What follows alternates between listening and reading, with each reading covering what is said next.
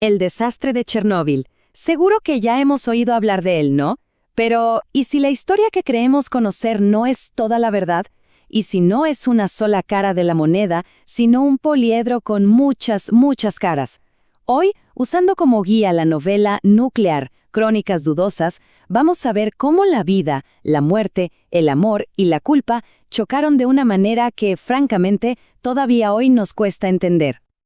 Para empezar, quiero que nos situemos en este día, 9 de mayo de 1986. Pensemos en esto.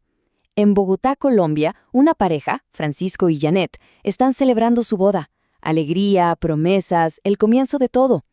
Mientras tanto, a miles y miles de kilómetros, en un hospital de Moscú, muere el bombero Vasily Ignatenko. Es el mismo día, la misma hora, una boda y un funeral.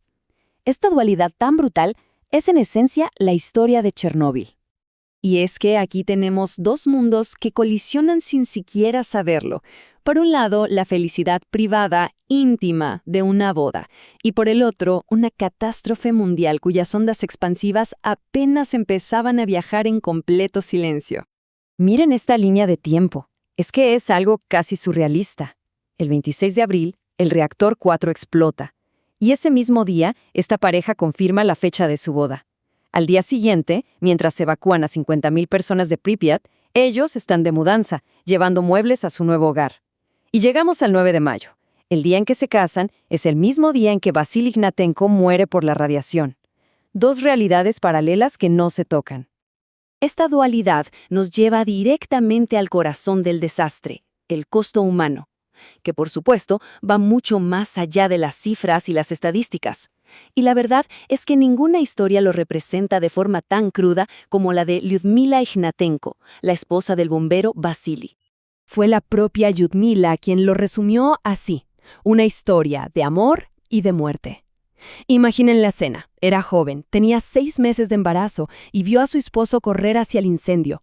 Ninguno de los dos sabía que lo que vendría después sería un testimonio de amor absoluto frente a un horror que el mundo todavía ni siquiera entendía. Y aquí es donde la historia se vuelve, bueno, aterradora. Imaginen la advertencia que recibió Lyudmila de los médicos. Le dijeron con estas palabras: «Usted no está al lado de un ser humano, sino de un reactor nuclear». Su propio esposo, como las otras víctimas de la radiación aguda, se había convertido en una fuente de peligro mortal. Pero ella simplemente se negó a dejarlo solo. Y aquí llegamos al punto más desgarrador de su tragedia. 2 meses después, Lyudmila dio a luz a su hija, Natasha. La bebé vivió solo 4 horas. Murió de cirrosis y una malformación cardíaca. Lyudmila se convenció de que su bebé había absorbido toda la radiación de su cuerpo para salvarla. Sus palabras son, bueno, lo dicen todo. Yo la he matado. Ella, en cambio, ella me ha salvado. Mi niña me salvó.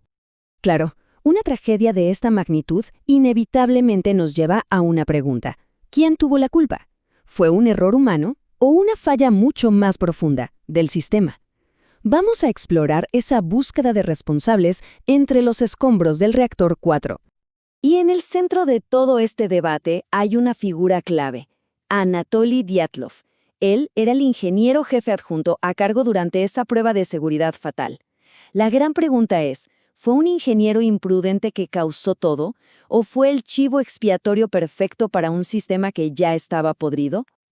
Aquí tenemos las dos versiones, frente a frente. La versión oficial inicial del informe INSAG-1 fue tajante, culpa de los operadores, error humano. Pero la defensa de Dyatlov siempre apuntó a la máquina. Él decía que el problema era el diseño del reactor, el famoso RBMK, que tenía fallas gravísimas. Hablaba de un coeficiente de vacío positivo, que básicamente lo hacía súper inestable, y de unas barras de control que, irónicamente, podían acelerar la reacción en vez de detenerla. Una locura. Pero ¿saben qué? Con el paso de los años, la historia oficial empezó a cambiar. Un informe posterior, el INSAG-7, admitió que había problemas sistémicos, mucho más grandes. Habló de una falta general de cultura de seguridad, lo que en parte le daba la razón a Dyatlov.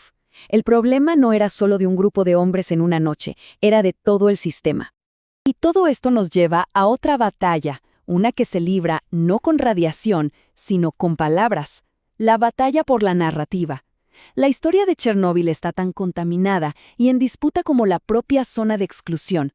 Ahora vamos a ver cómo la verdad, los mitos y la memoria se han mezclado. Para entender esto, la novela nos propone una idea clave, que es el poliedro de la verdad. El concepto es simple, pero muy potente.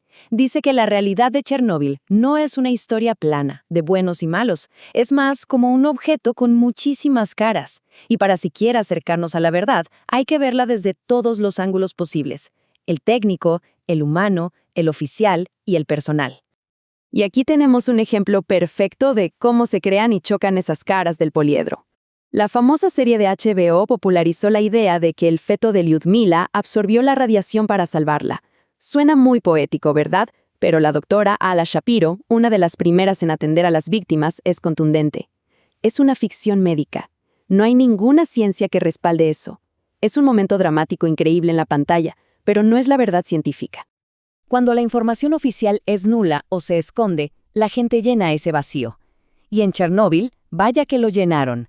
Empezaron a correr rumores de todo tipo: hongos del tamaño de una cabeza humana, perros lobo gigantes que no le temían a nada, peces sin cabeza.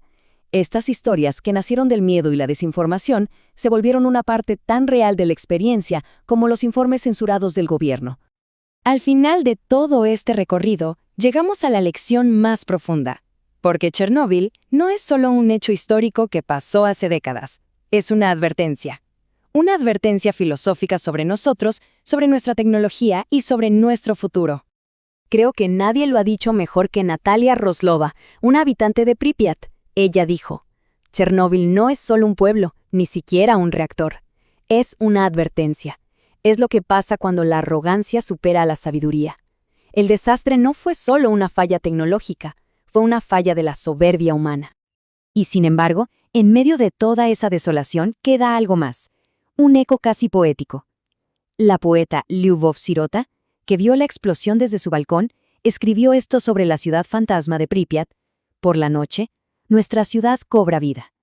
Allí, nuestros sueños vagan como nubes. Es una imagen fantasmal que captura perfecto esa presencia invisible de todo lo que se perdió.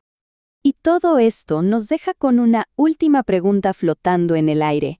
Si, como decía Natalia Roslova, Chernóbil fue una advertencia, ¿le estamos escuchando de verdad? La respuesta, quizás, sigue ahí, suspendida en el tiempo, tan invisible como la radiación que cambió el mundo para siempre.